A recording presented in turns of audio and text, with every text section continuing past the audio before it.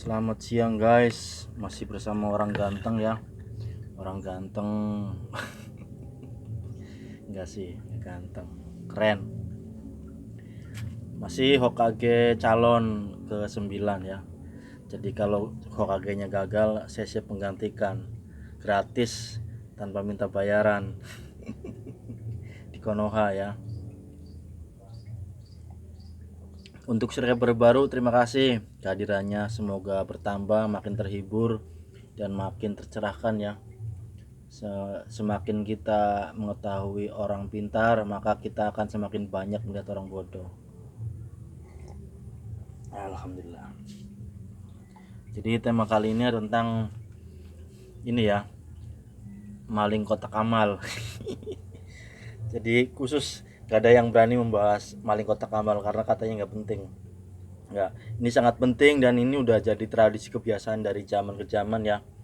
Jadi sebenarnya kasusnya sudah lama, banyak dan terjadi di ya Indonesia lah, kotak amal lah, kotak amal masjid hilang. Biasanya dilakukan sekitar ya sepi, paling jam 2 jam 3 ya, sekitar situ. Jadi Arab kerjanya mereka menggunakan jam ya. Jam 2 jam 3 dia kerja, dipantau lagi mungkin jam 2 ke situ, 1 hari 2 hari gitu kan. Kok tahu bang? Ya tahu, ada CCTV. Udah maju sekarang mah. Pas kejadian baru ngecek semua CCTV-nya. CCTV besok lagi, ternyata 2 kali datang ya kan. Nah hari ketiganya dia mulai operasi beraksi. Oke, kita membahas kotak amal yang hilang dan malingnya super hebat. Bukan hebat sih, emang sepi. Jadi maling ini benar-benar nekat ya, bisa dibilang otaknya kosong.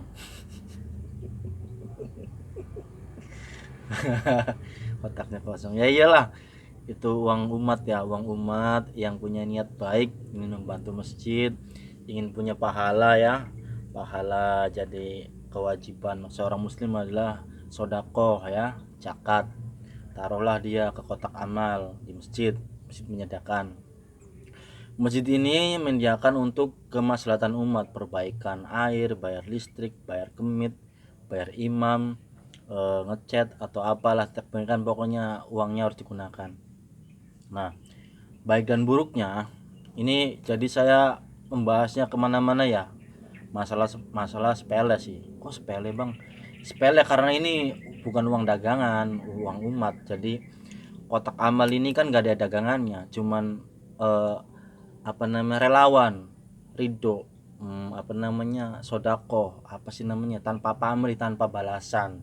Ya ada balasan, cuman secara harfiah ada. Jadi kotak amal kan tidak dagang, dia tidak jualan, tidak jualan. Jadi kita memberi uang 10.000, 2.000, 1.000, kita tidak dapat apa-apa di dunianya, tidak dapat permen, tidak dapat makanan, tidak dapat minuman, hanya kita membantu saja, artinya gratis gitu kan. Kalau kita secara berpikir komunis atau tidak mempercayai Tuhan, mungkin kita wah rugi, kita nggak dapat apa-apa. Nah seperti itu maksudnya. Nah, jadi masjid ini mengelola keuangan umat, masuk kan 1.000 2.000 dikumpulin, terus 1 minggu dia dapat 1.500.000 paling kecilnya kan 700. Ya banyak lah, orang-orang kita tidak tahu yang nyumbangnya orang kaya atau orang miskin ya. Nah, yang masalahnya kan masjid ini kan slogannya kan bukan perdagangan, jadi namanya pengumpulan. Nah, yang mengelolanya adalah seorang ini ya, apa namanya, jamiah masjid, apa sih namanya, lupa lagi. Pengurus masjid ya, pengurus masjid, atau dibilang apa sih namanya, DKM, Dewan Kemakmuran Masjid kan. Nah, DKM ini kan enak. Kok enak? Ya enak ngelola uang kan masjid. Jadi diperintahkan, artinya dipercaya, dipilih secara jamaah jamiah bahwa ini jadi kepala masjid, pengurus masjid, lalu dipilih lagi bendahara, cari lagi kemit ya, penjaganya, pengurusnya. Nah, di dalam kehidupan organisasi masjid ini kebanyakan apa sih namanya ya, ada kebusukan. Saya nggak bilang ada kebaikan ya, kalau kebaikan mungkin kita bisa dihitung, tapi kalau kebusukan banyak, tidak amanah, tidak relevan. Jadi uang-uang umat ini digunakan tidak secara akuntabel, bukan akuntabel, transparan. Jadi transparannya nggak ada. Biasanya kan ditulis di papan masjid pemasukan sekian, pengeluaran sekian. Kenyataannya datanya kan tidak sesuai dengan apa yang ada di dalam. Pengeluaran sekian, apa aja sekian, nggak ada kan, karena tidak ada yang peduli. Artinya ya silakan lakukan, up to you, terserah kamu. Jangan begitu, kita nggak peduli dia mau dimakan sendiri, dia mau dimakan rame-rame, nggak peduli, itu urusan mereka, kita nggak campur aduk. Bukan soalnya bukan langsung cara imbasnya kepada Allah, tidak. Jadi itu adalah sebuah keimanan ya, keimanan dari pengurus. Jadi keimanannya itu apakah amanah, apakah adil, apakah sesuai, apakah lebih bermanfaat. Kebanyakan kan kita ngomong buruknya ya, soalnya channel Wahyudi ini sukanya ngomong-ngomongin yang jelek-jelek. Kalau memang bagus-bagus itu orang tidur ngimpi. Jadi kenyataannya hidupnya nggak ada yang enak, pahit semua. Anak kecil dari wakil presiden kan pahit kan, ya, iya pahit lah, ya kita harus terima. Bukan di situ juga. Jadi dari mana ya ngomongnya? Jadi masalah kejujuran. Jadi kejujuran ini apakah sesuai dengan membayar kemitnya, atau sesuai dengan pembeliannya, atau uangnya artinya lebih apa kurang, kan di situ kan tidak tahu sebenarnya kan. Bisa dibilang lebih tapi lebihnya ada enggak? Ada enggak? Atau wakaf-wakaf dari yang lain. Ini sebenarnya sangat sensitif ya masalah ini, karena akan menyinggung. Cuman masalah menyinggung, kita menyadarkan umat Islam juga yang punya amanah, punya wibawa, punya apa namanya tanggung jawab kepada umat. Sebenarnya ini kepada umat yang sholat ya kan, jamiah. Nah maka dari itu kebanyakan orang yang kehilangan apa namanya kotak amal itu colong itu biasa aja. Orang bukan duitnya, duit umat kan begitu. Coba kalau duitnya sendiri taruh 1 juta itu, waduh ngamuk, uang saya. Karena bukan uang yang dia, uang umat, jadi hilang, ya udahlah milik Allah gitu. Maka efek buruknya apa? Karena terjadi maling bisa nyampe berkali-kali ya. Bahkan ada suatu masjid yang setiap minggu hilang terus. Bukan hilang nih, hilang maling dari kotak amal itu. Hampir sebulan 3 kali, sebulan 4 kali, karena udah dirantai ini. Jadi pas lengahnya saja diambil. Ada kayak gitu, ada. Karena malingnya pinter dan masjidnya juga sepi. Jadi jamaahnya tidak terlalu aktif, kemitnya juga nggak pernah hadir, maka malingnya cepet tahu. Ada yang kayak gitu, ada banyak. Nah jadi maling kotak amal ini biasanya nggak beraksi 1 kali 2 kali ya, terus sampai 7 kali, bahkan ada yang bertahun-tahun ya, 2 tahun 3 tahun. Pertanyaan kita adalah, kok berani? Biasa aja bang, nggak diazab sama Allah gitu.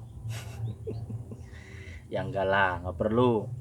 Jadi begini guys, sistem prasangka buruk kita, prasangka otak kita, prasangka manajemen teoritis kita, bahwa setiap orang mengambil kotak amal itu pasti akan dihukum oleh Allah, diazab oleh Allah. Pasti, itu pasti. Cuman waktunya kapan dan akan terjadi kapan kita tidak tahu, dan tidak akan tahu siapa yang nyolongnya. Kan meskipun ada CCTV, biasanya malingnya artinya diberi kesempatan. Biasanya seperti itu, diberi kesempatan untuk bertobat, untuk mengembalikannya, atau diberi waktulah. Mungkin dia lupa, atau mungkin dia hilap, atau dia ada kebutuhan mendesak, mungkin otaknya ngeblank karena istrinya lahiran gak punya duit, atau orang tuanya meninggal gak punya biaya, kalut, pura-pura minjem duit padahal ngambil kotak amal. Kan ada itu, kita kan prasangkanya gitu kan, kita nggak tahu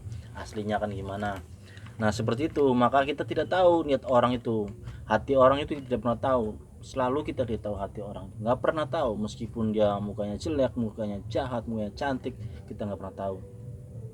Nah maka dari itu bahwa azab Allah pasti akan datang, cuman kita tidak tahu. Nah ada pengalaman, ada yang maling kotak amal itu, ada Ya mungkin kita sebagai pelajaran ya, ada mungkin karena dia kepepet akhirnya mengambil, terus baru terjadi dia tidak akan melakukannya lagi karena kepepet mungkin susah, baru terjadi lagi, akhirnya apa, akhirnya mengalami kecelakaan, kakinya kelindas, padahal dia hanya mengambil satu kali, nggak tahu satu kali kelindas, kakinya buntung.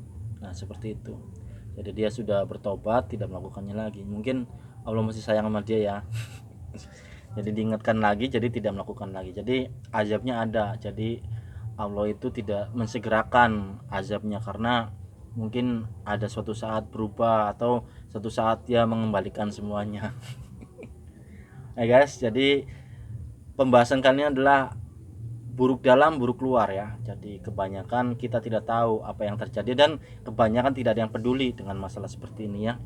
Jadi maling kotak amal itu akhir terjadi, jadi waspada, harus menggunakan CCTV, dan masalah hukuman itu selalu ada ya.